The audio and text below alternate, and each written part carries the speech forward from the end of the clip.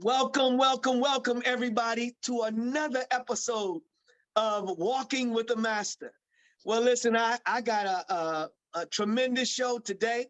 I'm excited. I'm excited. I'm gonna have to kind of slow down a little bit just so that you all can catch up on what's going on. Well, let me tell you, this is Walking with the Master. It's dedicated to Dr. Musa Muhammad, Moses Powell, that everybody knows him as Dr. Moses Powell. So it's dedicated to him because we are all students and family of his. So we are sons and grandsons and so forth of Doc, and I love him so much. And these brothers here came up nursing on a bottle with them. So I want you to meet. These are the Sanuces Brothers, Yes. and we're going to tell you about how that is. But nonetheless, I'm Grandmaster Abdul Azziz Muhammad, formerly known and currently known by some as Grandmaster Anthony Muhammad. And this is a show for you, man. Buckle up. Hold yourself together because it's about to come at you. Now, I don't even know if you can handle all that's going to happen. But anyway, these are my sons, my students from 30 years ago. And they have been with me for many years. And even in our not having been together very, very consistently in these last few years, no one could ever say that they have had any separation or period of space in my heart. They've been there forever. So anyway, I want to give you an opportunity to see these guys, man. They are some brothers. We got Majid here, Majid Sanuces, us. Us, Grandmaster. We got Aswan Sanuces, us. Us. That's it. We got Aquil Sanuces. Us. Us. We have Ahmad coming in late, Sanuces. Us. Us. Oh man, and we may have someone to come on, which is Osei.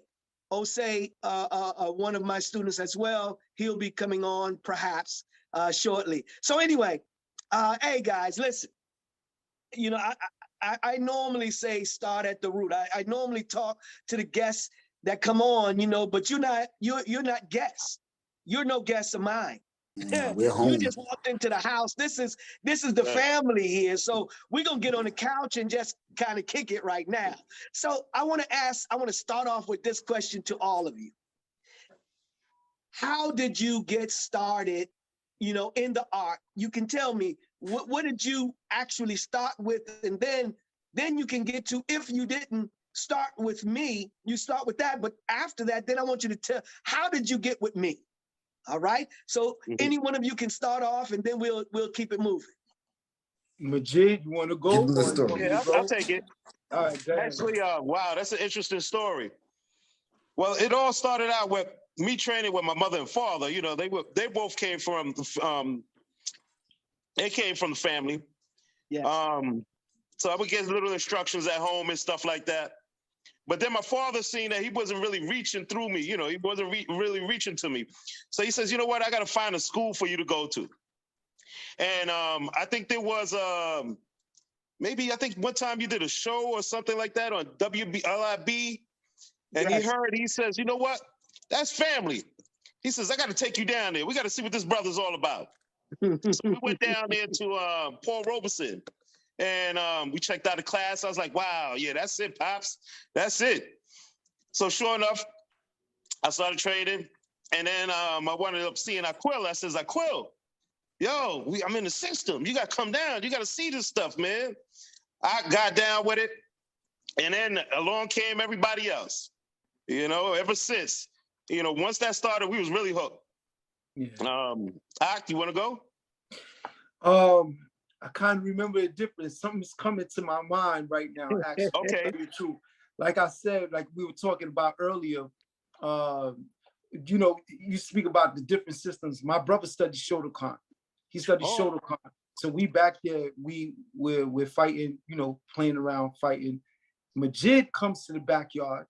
We playing around, we boxing, and we're fighting, and we doing all of this. We watch a couple of kung fu movies and stuff like that. I'm not sure if the video, The Warrior Within, was actually yours or it was Osei's. I'm not exactly sure who it belonged to, but I know we were watching this and we saw Dr. Moses Powell on there, along with a lot of other martial artists. But we were amazed by that flying amazed rollout. by Dr. Moses Powell performance on that video. And somehow I think Majid was like, listen, that's family. That's family. So we ended up going to Paul Robeson, and then we saw somebody come out in a hakama. I didn't even know what a hakama was at the time. I see somebody come out. I think it was made of kente cloth. mud cloth or kente cloth or something like that. Kente cloth, right? It was kente cloth at the time. Throwing people around. And I'm like, wow, what is this? What's going on? And sure enough, it became who I could honestly say, other than my physical father, this is my father. Abdul Azziz Muhammad, this is my father.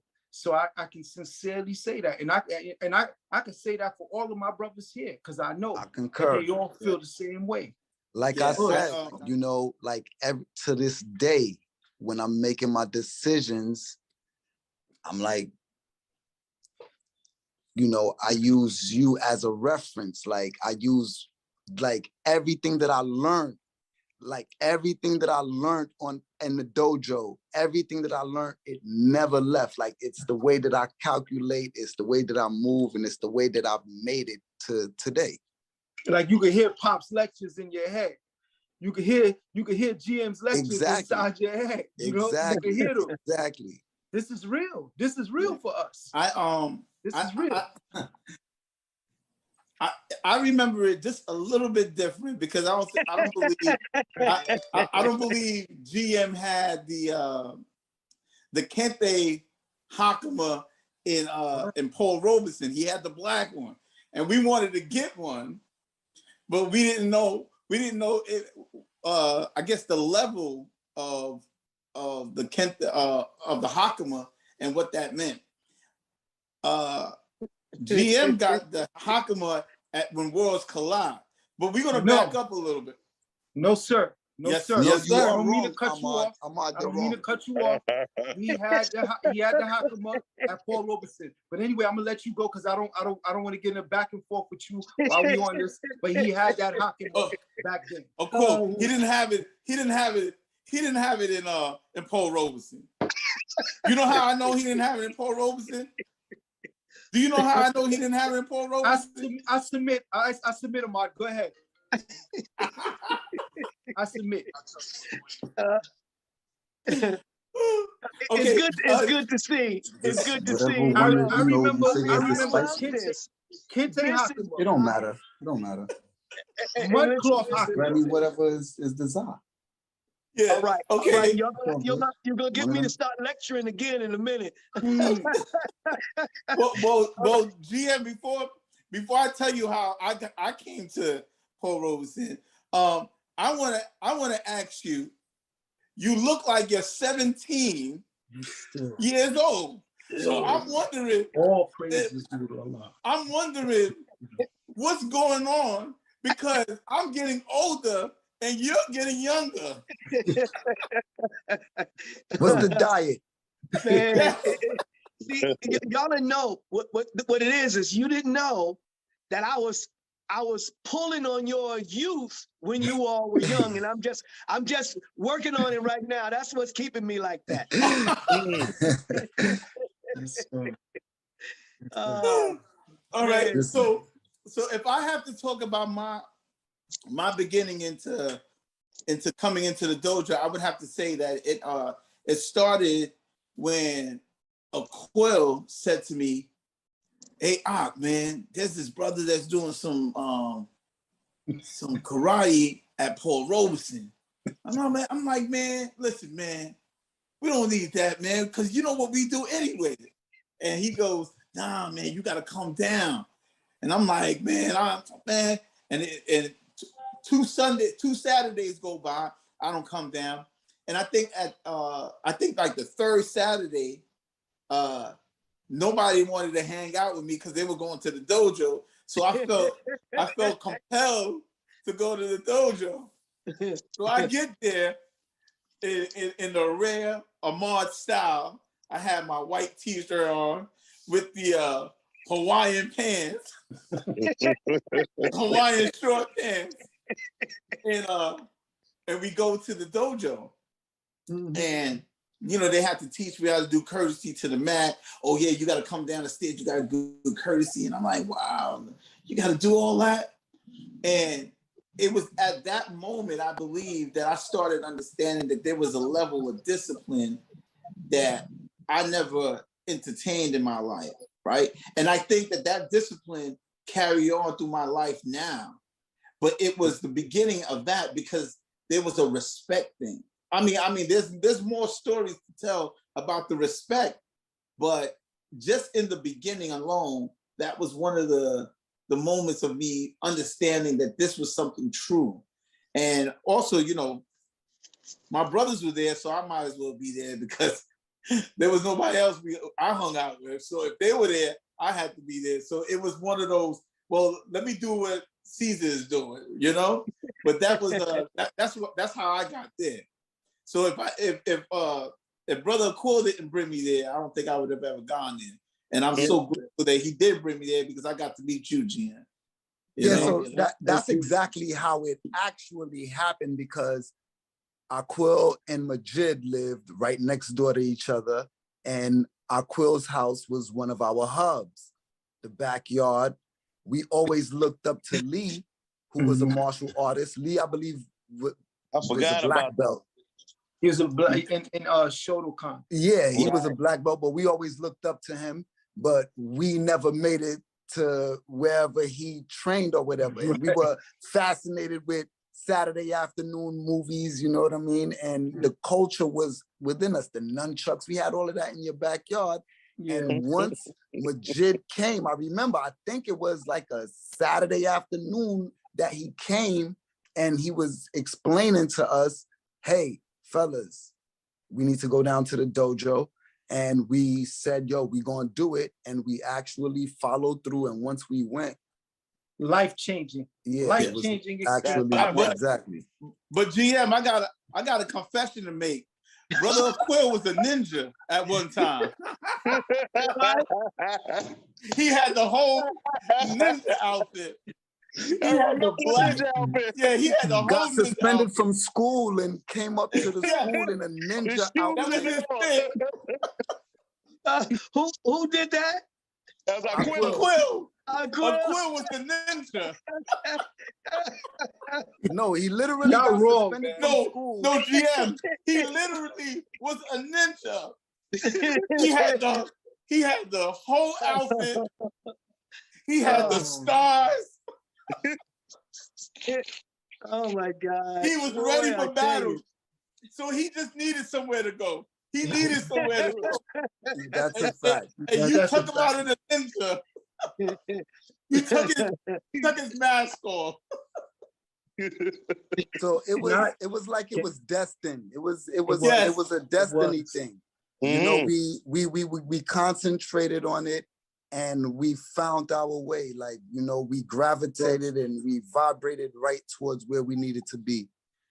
So just think about that. I gotta say, I thank Allah for crossing your path, like bringing us, you know, into your path, man. You know, like that, like a life-changing experience, just a life-changing experience, a lot of fun. I don't have another family outside of y'all. Like, I don't, you know, like other than blood relation, I don't have another family that I could call family outside of y'all. And I mean that. I mean that. That's a fact. That's the truth. That is the truth, man.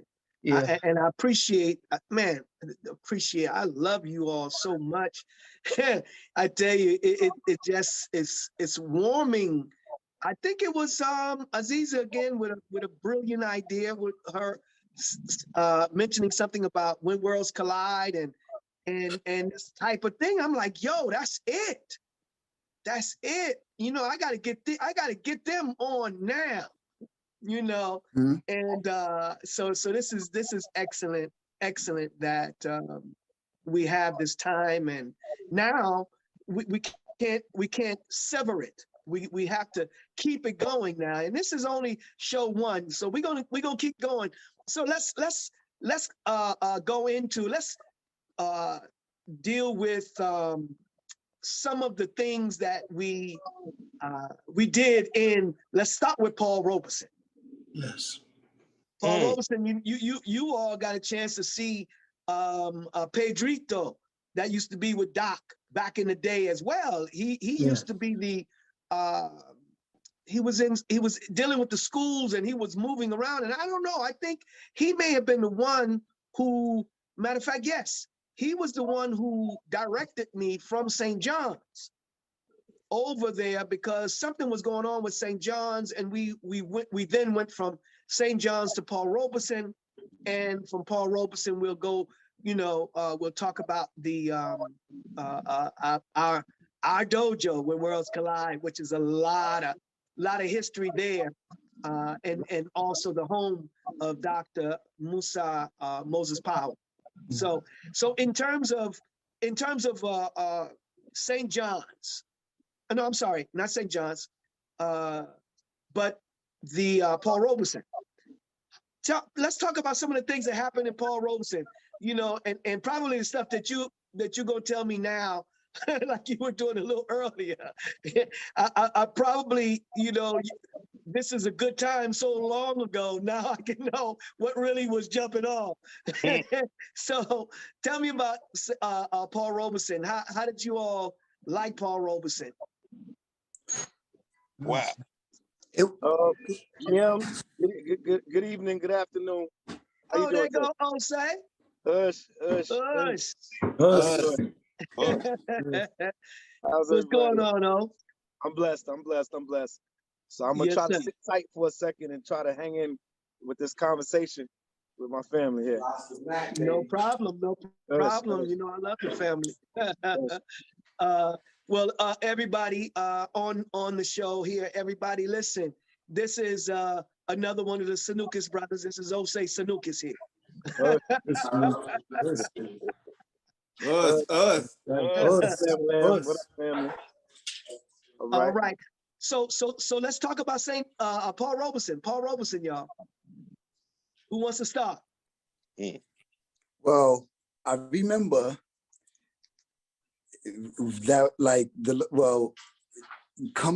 speaking about Paul Robeson, do you guys remember how much issues we got in going to and from the dojo? Oh yes. How much times, how much times we had to use the training, and not only not physical, but a lot of the mental training. Because remember the chant that we would chant before every training. As we walk in peace. And fear will not prevail. We are not the aggressors, but if we are attacked, we fight with those who fight with us. And if we must fight, we fight to the death. We used to say death, but then my boys there. we used to say to the death, but then as people started coming into the dojo, we had to refine it a little bit. So we said to the finish. Exactly. See, what it was the children. When we did with the children, we said to the end. To the finish. But the adult always was to the death. To the death. That's right. I don't know if Quill remembers when GM went with us into the store, there was a little situation. There was a man in the store, and to the finish, instead of to the finish, GM said to all of us, he said, all of y'all come inside. That's right. He said, who, him? This guy right here? Yeah. The guy was smoking a cigarette. Yeah. He decided that he was going to blow the smoke in GM's face. Yeah. And he did a double take. He looked at the guy, then he looked at us and be like, okay, this is a learning moment. You know, I ain't gonna smash him yet. But your words with GM was, if a man violates, destroy him where he stands. Where he stands. No. Where he stands. Now I want to talk. I want to talk about that. So as I'm older now, I recognize how hard your role as our teacher had to be. I recognize now that the control that you had to exhibit in front of us in the world that we were living in, because we would have gotten into something right then and there. Right then and there, we would have moved to destroy this man. Right, because of the love that we had for you. But at the same time, but it wasn't because of him. He did something to one of us. It was one of the students. One of the students. I think he violated by, I don't know, by speech or whatever. But I recognize how hard your balance, the balance had to be, because you were teaching students how to move in society, and this could have become something. And if it wasn't for the discipline, that you had taught us, this could have got real ugly for him, for that guy. It would have got real ugly for that guy. And again, another teaching moment, which we can use in our arsenal, in our toolbox, to know, how to handle the situation before it escalates to a point of, no return. Let's put it that way. Again, thank you, sir. Man, you're welcome. Allahu Akbar. Allahu Akbar. Definitely a blessing, man. Definitely. Anyone else on Paul Robeson? Oh, man. I got one. Paul Robeson, oh man, it just amped us all up. Ahmad, who was very hot-headed, learned some very serious discipline. Y'all brothers know what I'm talking about. He learned some very serious discipline over there. And Ahmad was one of those that, I want to fight. And then I remember clearly, and I felt bad, Ahmad Sanuces. I felt really bad, because there was nothing any of us could do for you at that moment. So GM took him to the back. We had some mats put aside to the side where we did some other advanced movements. And then GM, I don't know what happened. GM was like, it was a setup. You want to fight? It was a setup. That's what happened. Listen. Let me interrupt just for a moment. Yes. What he did, y'all, is he came to me. He said, "I want to spar." Yeah, crazy. He said, "I want to spar." I said, "You want to spar me?" I said, "Do you want to spar or fight?" He said, Somebody got to mute their phone. Somebody got to mute their phone. Yeah, background noise.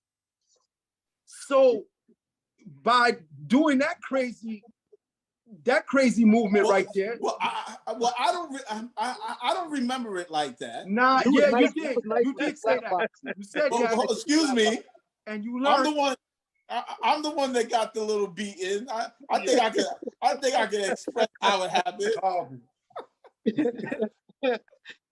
I think GM, what happened is I was messing with Brother Forever.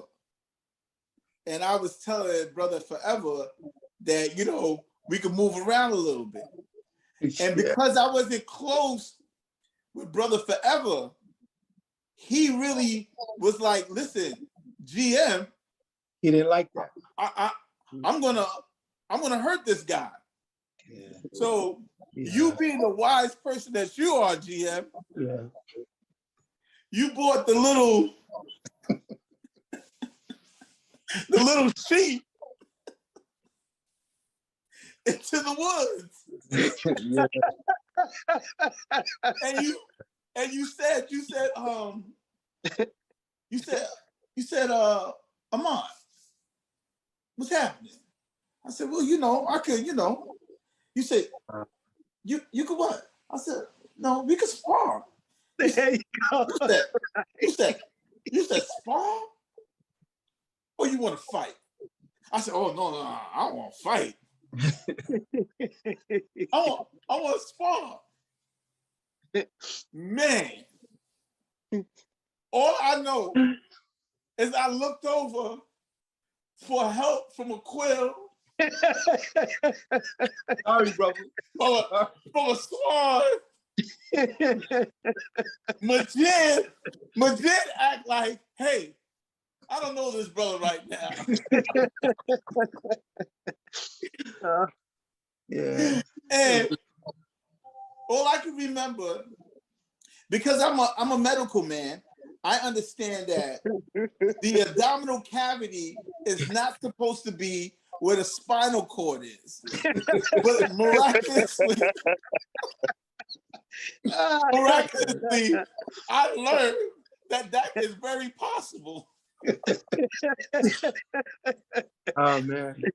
And after it was all said and done, GM grabbed me and held me and said, "You don't want to fight.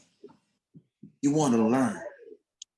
And I remember that because throughout life, it's a learning process, right? Everything we do through a learning process.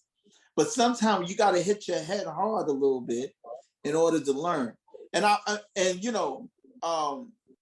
it's amazing that a lot of the stuff that we got, and Brother Quill touched on it, but a lot of the stuff that we got from you, GM, has, amazingly transformed our lives. We've gone through many different stages, but I'm gonna honestly tell you, that foundation launched everything else.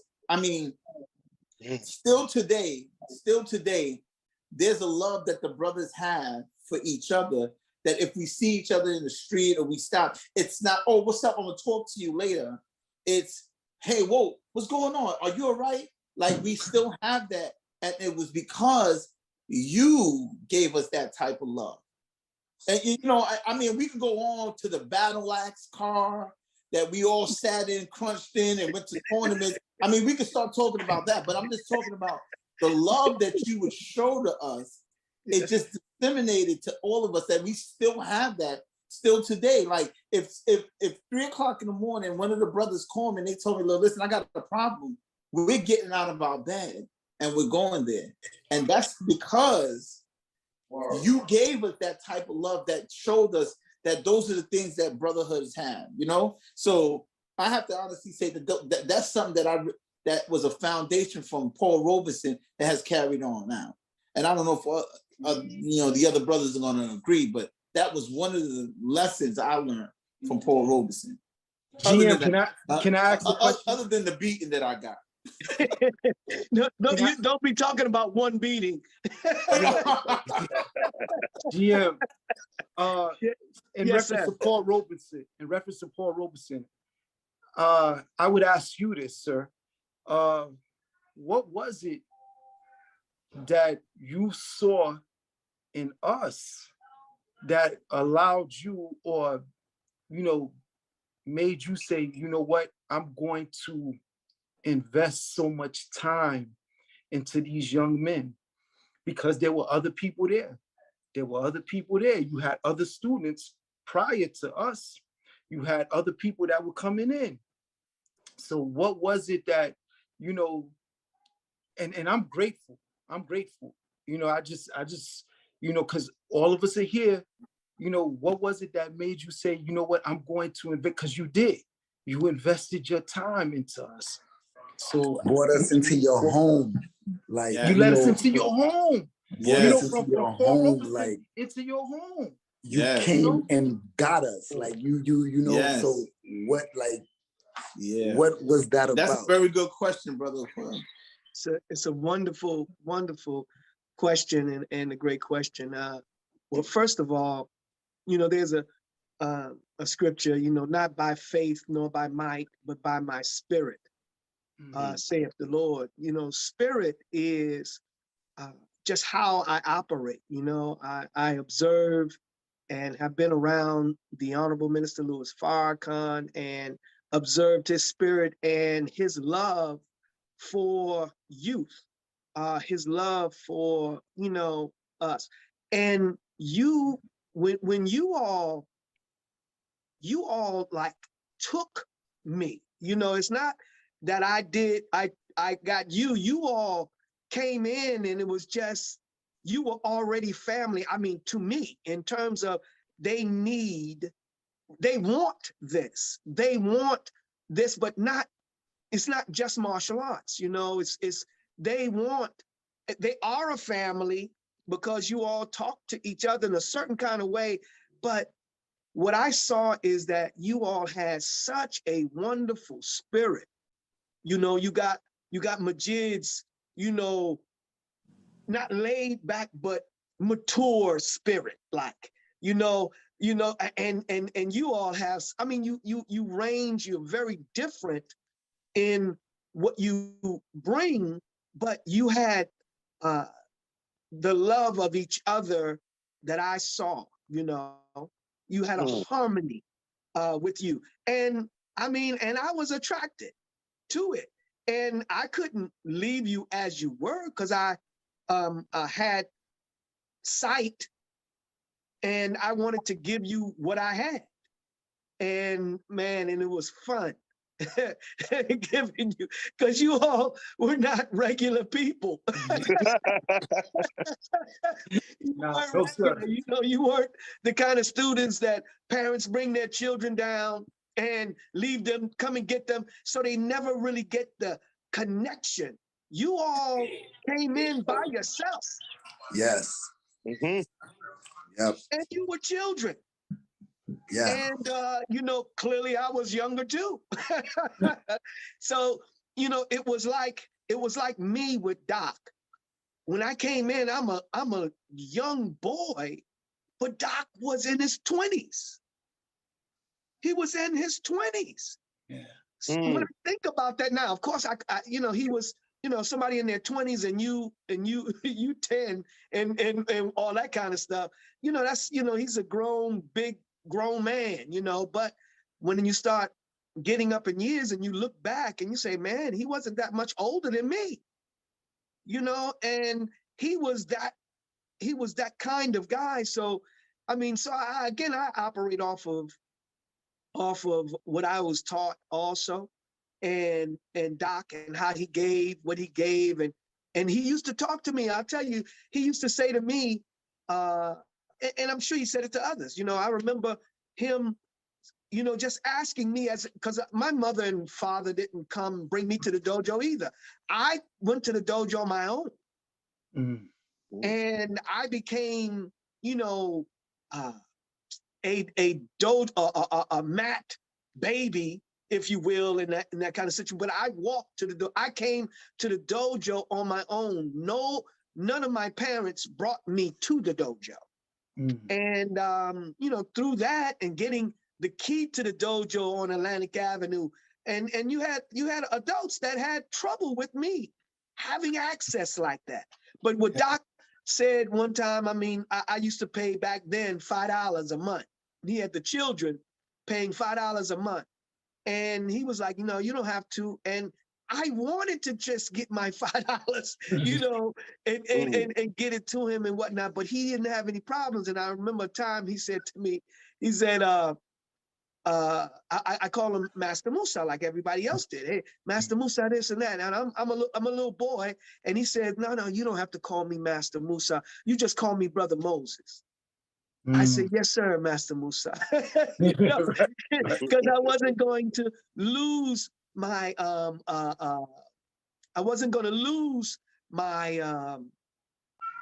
can't see, but I wasn't going to lose my respect for him. You know what I'm saying?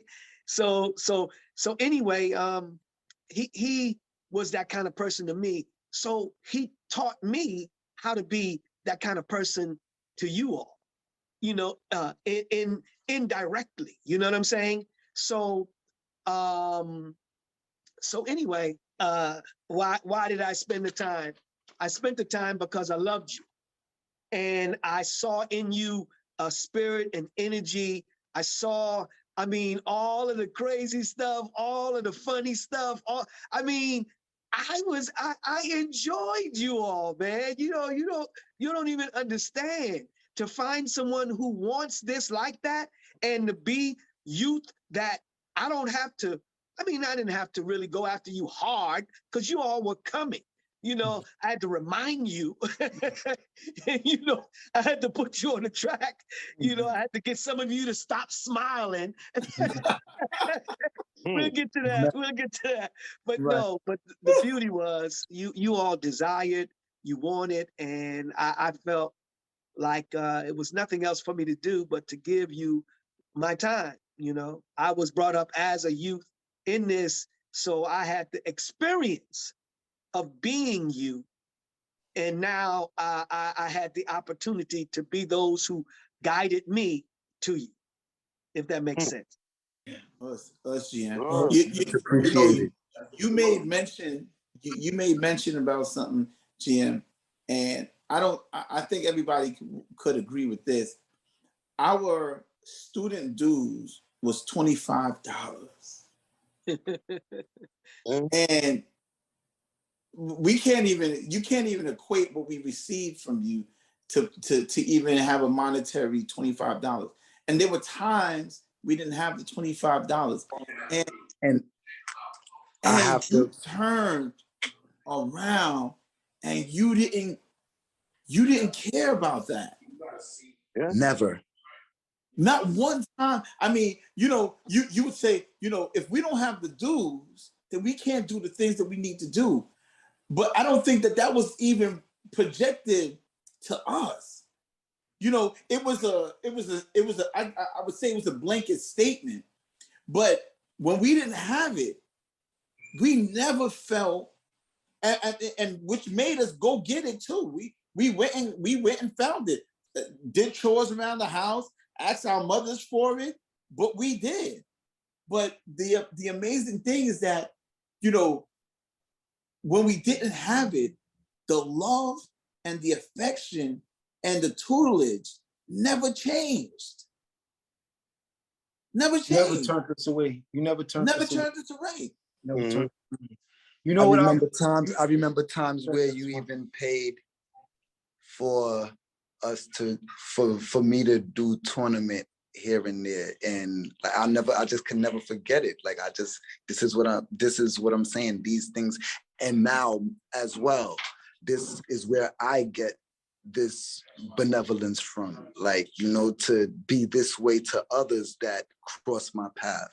So I really do appreciate being able to get those ingredients at such a impressionable time in my life.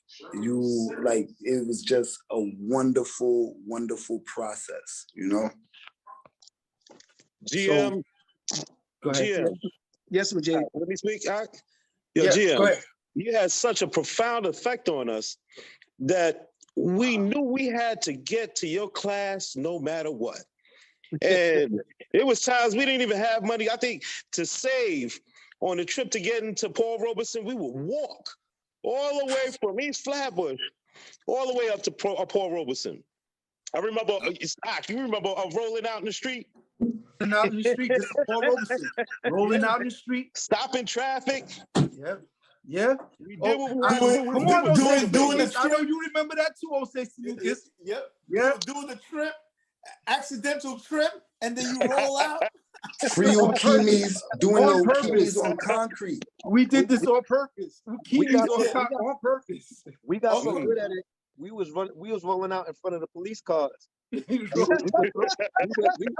would throw our bags ahead of us, and one at a time. We would throw one of us would throw our bags, roll out, and it'd be like the ducks going across the street, just in a row. And the cops would just turn their head and look at each other like, The hell was that? Absolutely, man. Yes. Absolutely. So everything, you know, like even everything. There were times where I remember I couldn't even pay for tournament, and you would cover that course. Like it was just a beautiful, wonderful experience. Yes. You know, coming through there. Mhm. It was, you know, it was just Okay. So I got a question. How did you balance that, sir, with because we had senior students to us, and the senior students were Matt Forever, Rhino, Steve, Chris, your brother. Yes.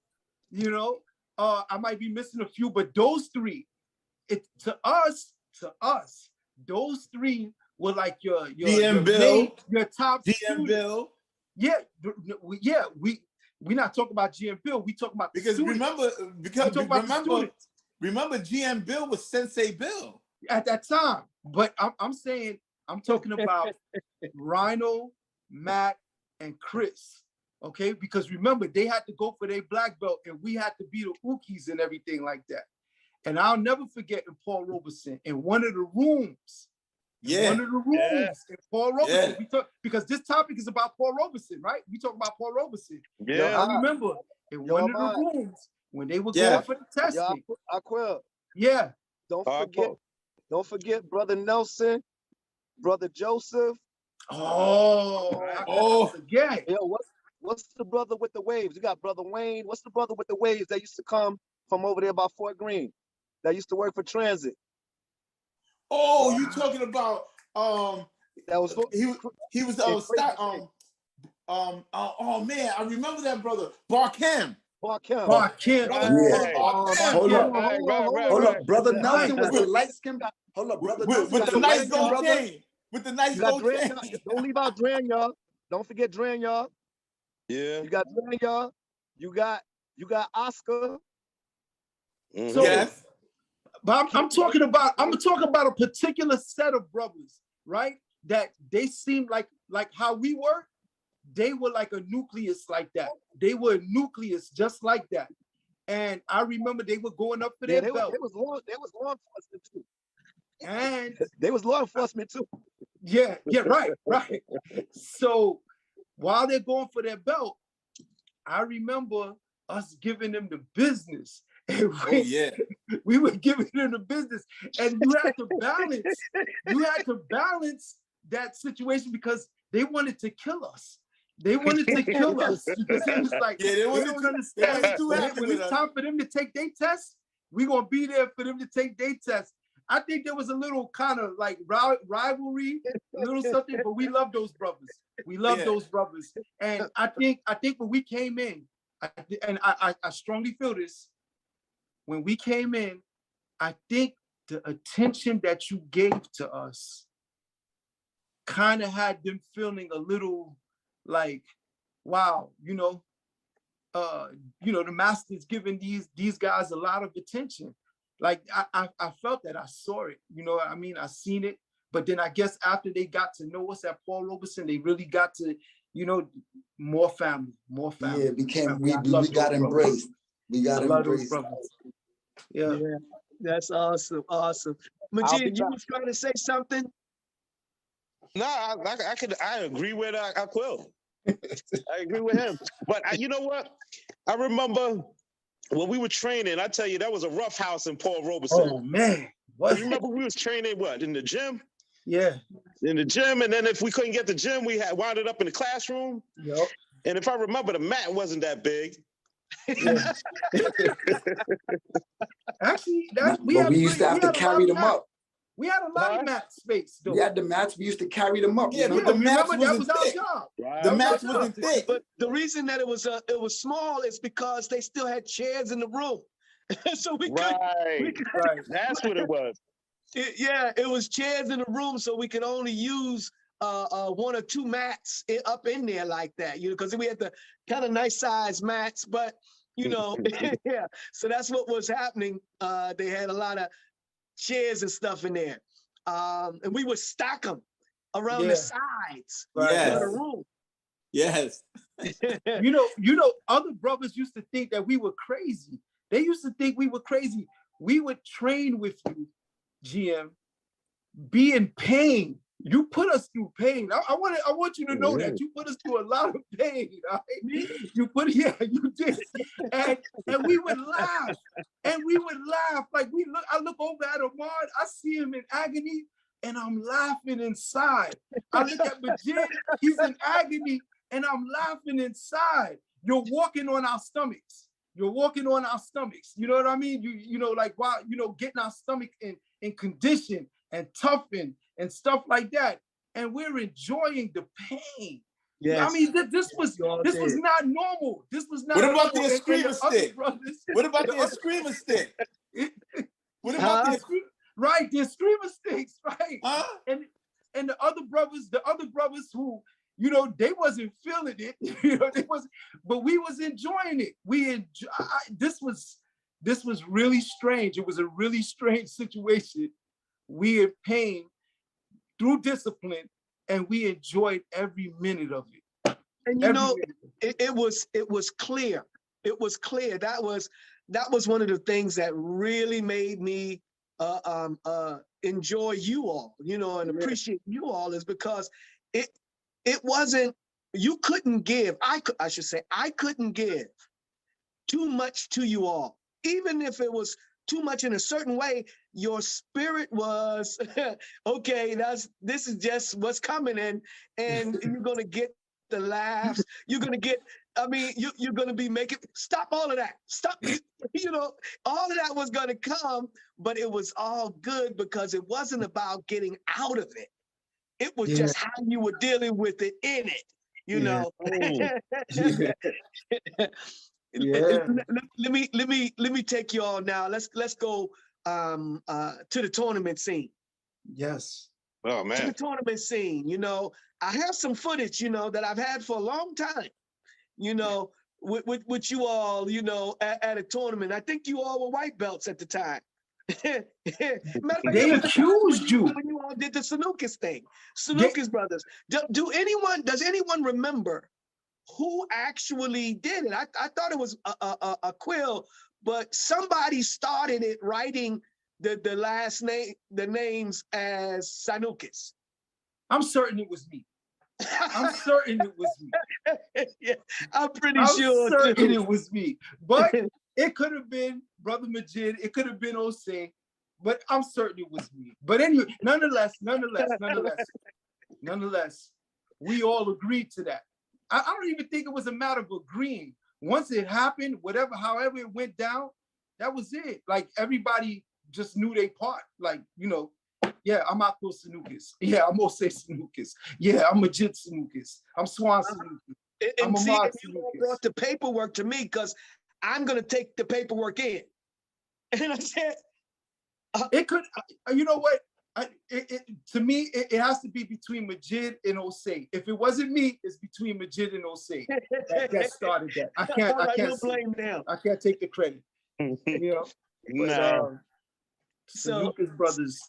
So when you were in there, tell me about some of that stuff that was going on, because I remember, was it you over there with Ahmad and you punching Ahmad and getting them ready, and then it was, we caught it. Osei could tell you more about that getting keyed up. Let's get keyed up. Come on, Osei. Let's see. He could tell you about that. Yeah, is he there? Is he gone? Brother, you still there? Oh, he probably gone. Yeah, he's probably gone, but that's okay. Yeah, but that's what it was. We was getting keyed up. I remember us saying this before the tournament, get keyed up, and we punching each other in the stomach, taking shots to the stomach. Yeah. We enjoyed it. It was, time of our lives. And they accused you. It wasn't the first tournament that we went to. But they accused you. You don't remember? They was like, yo, your students are not yellow belts. They're not green belts. They're more advanced than that, and you're putting them in the lower ranked colors so that we could win the tournament. You don't remember this? Right, I do. Yeah.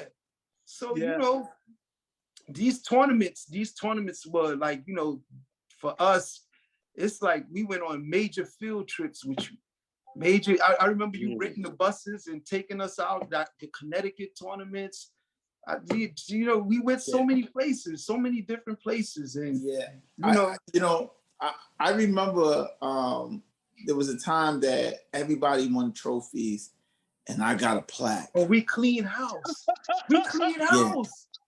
Yeah, and I got a plaque, and I'm looking at the plaque, and I'm like, man, everybody got trophies, man. I got a plaque.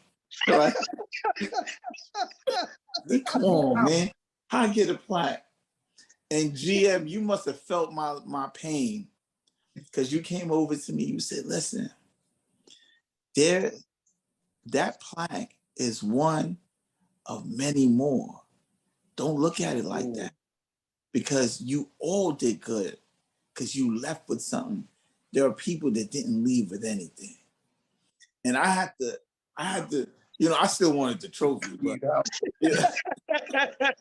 right. We clean house. But we go to the tournament to clean house. But I remember that, and I still have the plaque still today. Wow, I still nice. have, but it was something to show that you were saying. In other words, now I understand. Now I understand what you were saying back then. But I think the glory of a karate man throwing a side kick was what I wanted to see. But what you were actually saying was that the whole school did good. And it's not because you got the plaque that you weren't a part of the school that did good.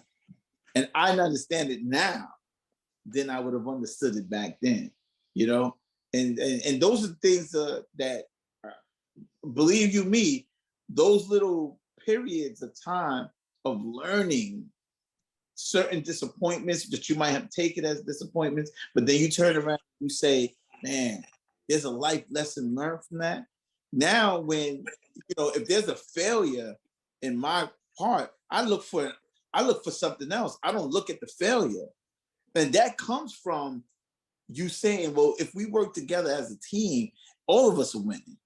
Because remember, you're the one that said there's no I in team. You used to say that on the mat downstairs. There is no I in team. We all together. If one of us fail, we all fail. That's why we were held accountable. If Majid didn't show up, where's Brother Majid? If a Quill didn't show up, we all where's Brother Quill? Everybody get down. Everybody get down. Push up position. 100%. Yeah. Yes. That's what I'm talking about. That's part of what I'm talking about. So, and then we in trouble and we love being. Yeah. That's crazy. You see what you did? Doesn't make sense. We are in trouble and we love the fact that we're in trouble because we got to do the push-ups. We got to do the exercise. We got to, I look over at Swan and I'm like, yo, you in pain yet? It was just crazy. It didn't make sense. It didn't make any sense. We enjoyed it though. Yeah. But you held us accountable though, GM. You held us accountable for each other. And when something was happening, you made sure that everybody needed to know what was happening. And that was that. That was a brotherhood form, because Akul needed to know where I was. And a crazy thing to acknowledge is that when we did skip class, there was a guilt. Yeah. True. There was a guilt that you would not expect. Like, you doing something wrong. Yeah. But so GM, you have to understand how special you are, because people miss martial arts classes every day and don't feel a guilt. I don't think so. But we had like a guilt. Yeah. Somebody would call us and be like, yo, why wasn't you at class? Oh man, I had to go to night school, or you know what I'm saying, trying to say. But us missing class was something that everybody frowned upon. You missed class. Oh. But that showed how much you were valuable to us, that wasn't something that we could miss, you know? And It's a blessing. That was amazing in itself. You know, you don't want to lose the, like, whatever technique you might have taught that night. And if we miss the class, and then Majid comes back to the block and he's like, yo, let me show you this technique. Let me show you this arm bar. Let me show you this. And you saying to yourself, man, how could I have missed that?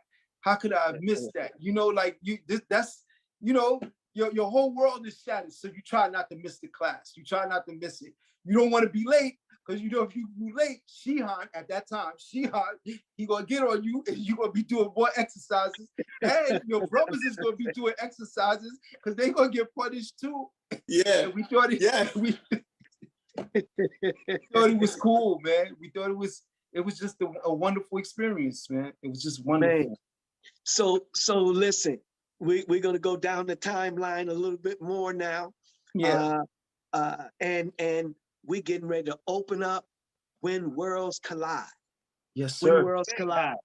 Okay. Man, When Worlds Collide. Now, you know, there's a lot of that was a big venture. I was already involved or working X-Men security. Yes. And so it was really what was able to fund that situation, and that was a blessing. Of course, also it made me busy too. But When Worlds Collide, when we opened up When Worlds Collide, tell me, what was your thought on that? So I'm going, y'all. Let me go first. You going? You going? Let's not forget, X-Men security put money in our pockets. All right. So you could talk about young men that, we could be out there. We could be out there. And X-Men security took us off the street, just like the dojo did, put money in our pockets. We thank you for that, sir. We thank you for that.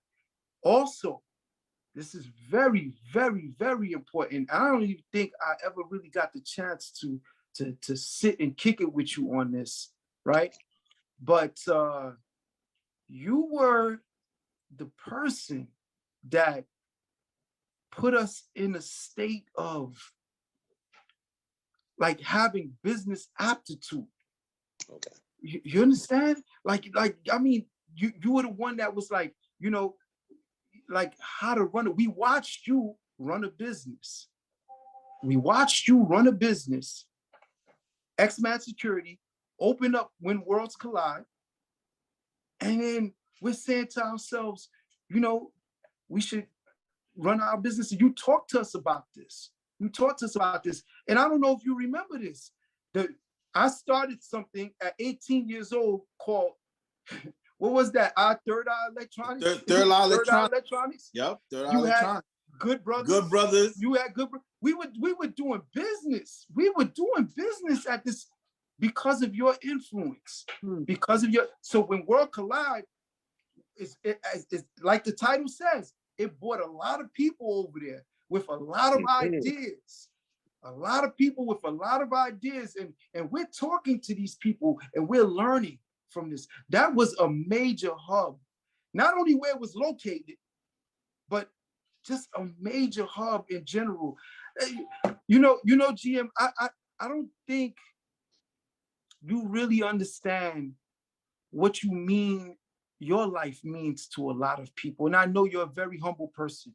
I know you're very humble, but I don't think you really understand what your life means to a lot of people. I'm telling you that a lot of business decisions that Ahmad makes, a lot of business decisions that I make, and I'm pretty sure with everybody else, Osei, Majid, Swan, it started there when Worlds Collide.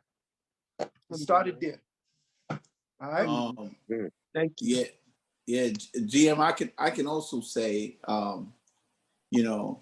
when you got the keys to 53 Flatbush Avenue, when you got the keys, it was a wreck in there. Oh, yeah. Oh right? yeah. And we're talking about, we had, because it was like a warehouse setting, and you made that into a home. Oh man. And I remember myself and Osei, because we were doing the demolition part, and there was a big rat.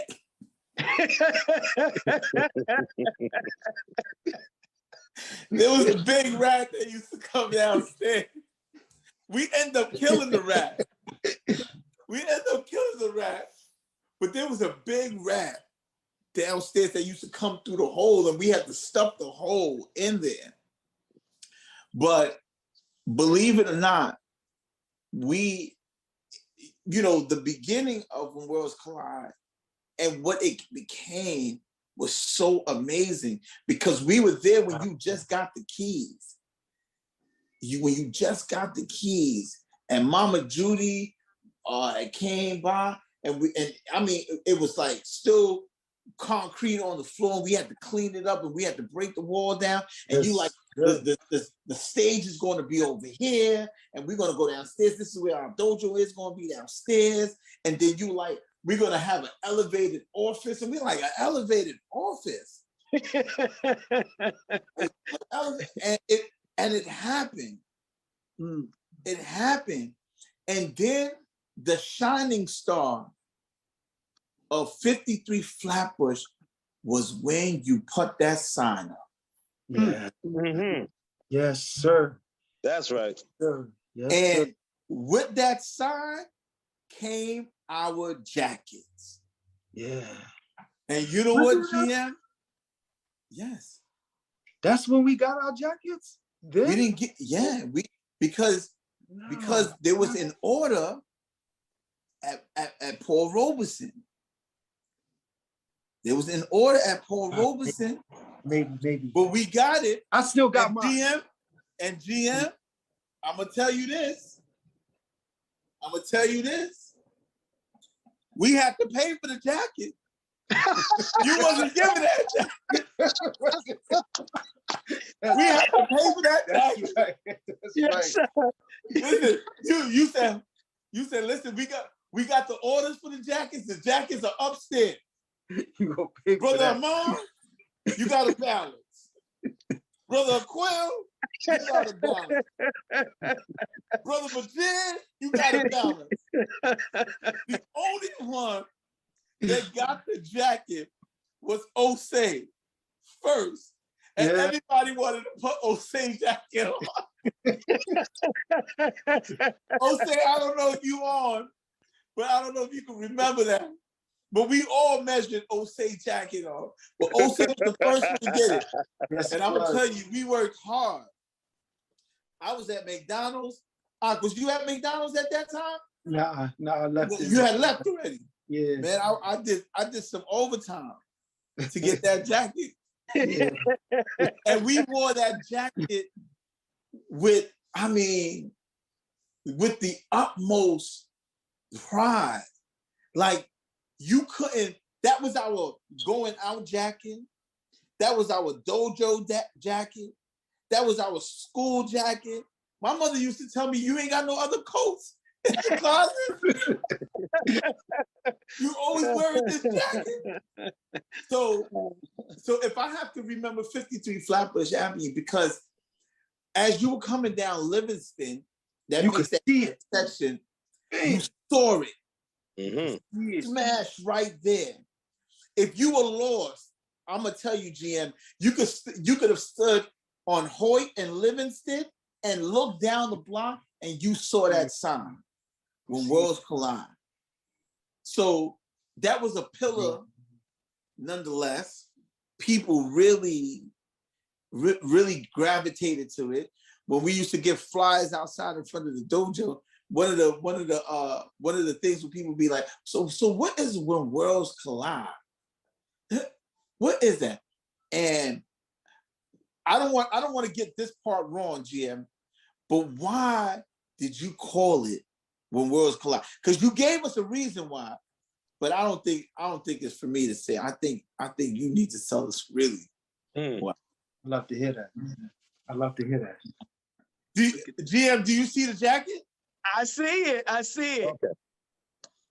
I think that's my jacket. Turn the name around. Turn the name around. Make sure that ain't my jacket. Yes. Good. I want to show you the new jacket, right?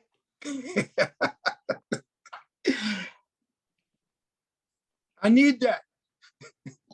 I need it. Yeah, I need it. yeah. This is GM, put it up again. I didn't see it. Yeah, I didn't see it.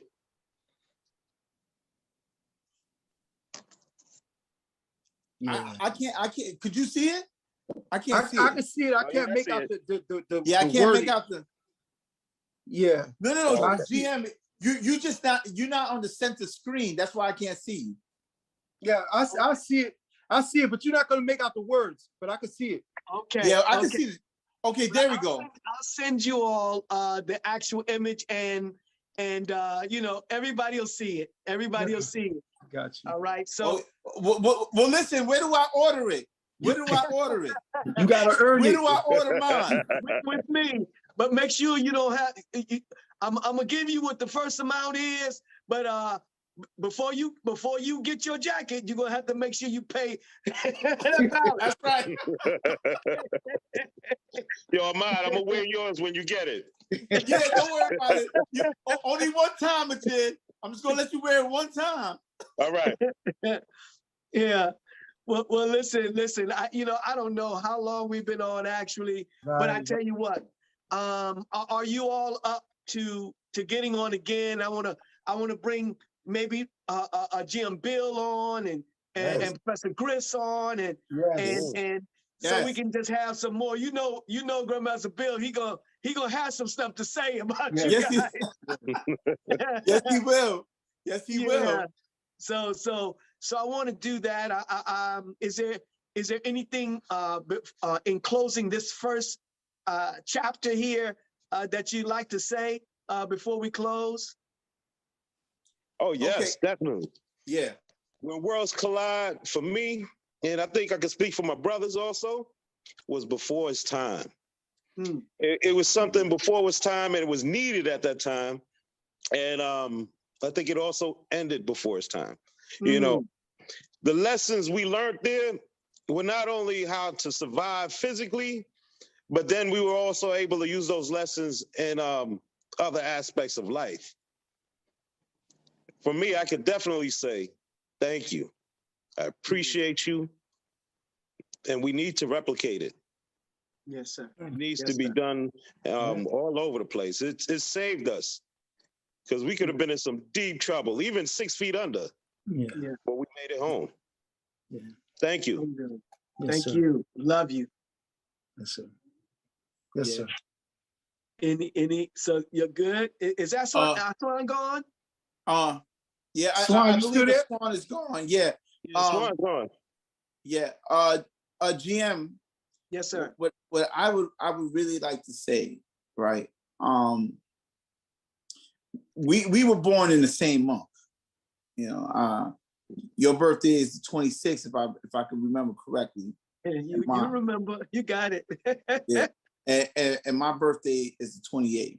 And as Leos, we're born leaders. And I'm gonna tell you honestly, and because I'm a half a century now, right? And in being a half a century, because I don't even call it 50, I call it a half a century because the monumental mark of that is a whole lot. And I have to honestly tell you, we haven't seen each other in a couple of years, but it's not like that part where we haven't saw each other, we're not the same as if I saw you tomorrow. And that shows true love, but that only happens because you are the individual that you are. And I try to emulate that around everybody that I'm with. And I believe because of the person you are. You've transformed me because I have a gravitational pull around a lot of people that have the same type of respect for me. And I always referred it back to you because GM, you were loved around everyone. I remember when we got on the call, I said, Shihan? And you said, oh my God, you still call me Shihan, and these are decades ago. And the point of Shihan to us means that was the love that you showed us. And I don't think anybody can deny that because you're still loved around that same way. So that tells me that you are so special. And I can't like describe, put words and adjectives to describe how appreciative I am to say that I know you. Because there are many times I've said in just brief talking, because they'll be like, Brother Anthony Muhammad, that brother's a fine brother. And I said, well, I know Brother Anthony Muhammad. And they would look at me, GM, and be like, what you talking about? You don't know that brother. And I'm like, no, I really know him. And their response to me would be like, nah, you can't know him. And that was also seen when we surprised you in Chicago 3 years ago. Yeah. Because they couldn't believe that we would know you and have the love and connection with you. And we're not around you that much, if that makes sense. So I have to honestly say to you, continue being the special person that you are, because there's many more lives that need to be transformed, and you're that beacon, and you're that special person, because I illuminate through you, and I give the same thing that you gave to me to other people. And I gotta say thank you again. Man, thank you. Each one teach one. Good. You know, I teach this lesson, or I speak about this particular point many times, you know, and, you know, humility is something that we should have. And it actually is scary to me in a sense, in this particular sense, that I accept something that's not quite mine, right? So I speak of it like this, that when you have this kind of master and student, you have a student who gives courtesy to the master, and you have a master who stands to receive the courtesy. But with us, you know, that when you give courtesy to me, I immediately, I'm giving courtesy to you, right? And I say that when you, as we grow, we should always bow when someone is saying something good about you, so you give courtesy to them. But really what it is that you're bowing your head so that the beauty of what is being given to you can hit the person who really deserves it, which is the one who backed you up, the one who raised you, the one who brought you to the point that you are receiving these kinds of accolades.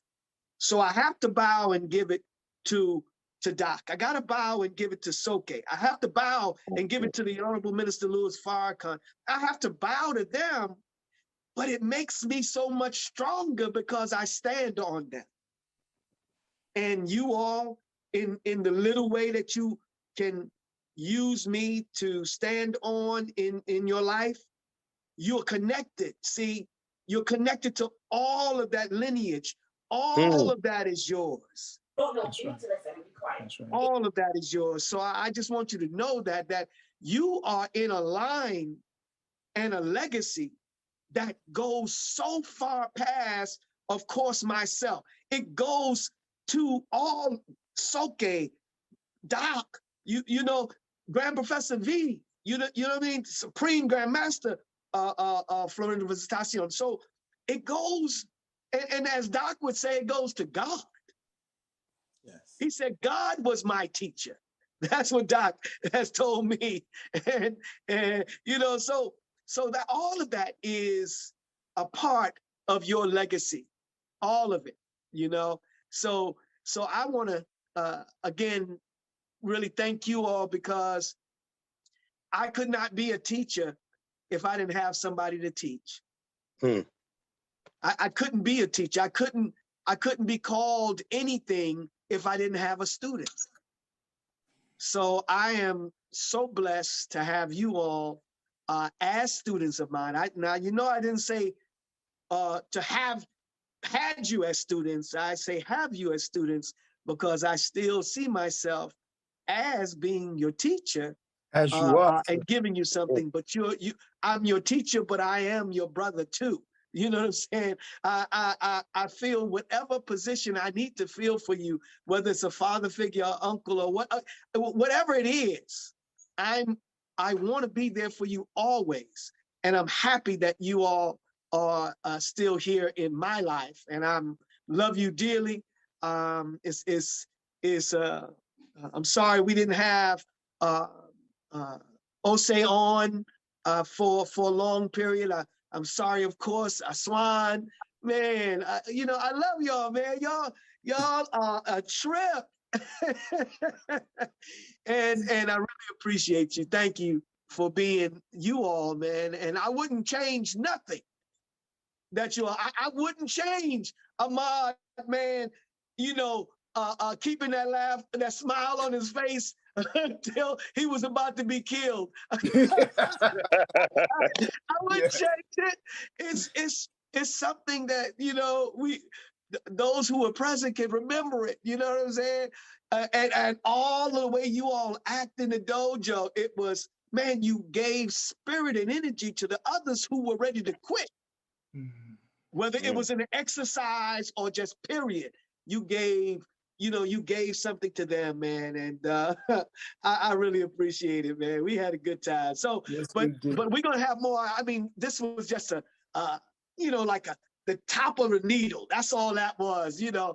I know now when y'all go back, you're like, man, I could have talked about this and that. So I want to get y'all back on, and we'll talk about when we bring you back on, because I got to do that, because we got to give some time to When Worlds Collide and what it did to a community. Okay. Community now. So anyway, thank you all for being present. Love you, and I look forward to our next show. All right. Yes. Listen, everybody. Listen, all out there. You know, you've been here. I almost didn't remember you were there. All right. the way they were talking to me, and we were having that dialogue, and I'm glad that you were present to just hear, and I pray that you felt what it was that they were saying. If you don't have that where you are, you got to find a place. And if you can't find a place, you make the place. All right. All right. Yeah. Once again, welcome. Thank you for visiting Walking with the Master. Us, my brothers, love y'all, man. Us. Every student of a master here today, you reflect your master teacher. You want to walk like him. You want to talk like her. But you start by having an object in front of you that you admire.